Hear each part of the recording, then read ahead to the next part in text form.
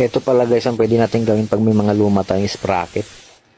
Para sa mga tubero dyan na walang mga tools o kulang sa mga tools, lalo na sa mga sizes ng tubo.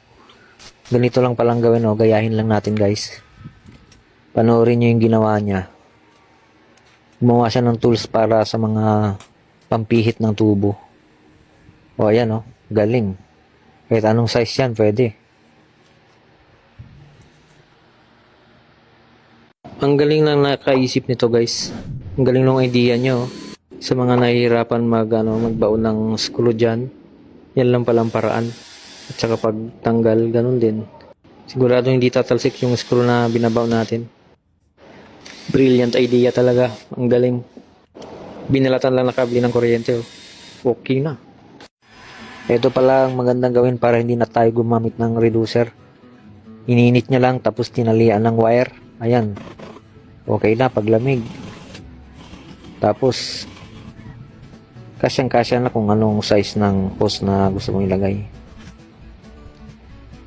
Okay.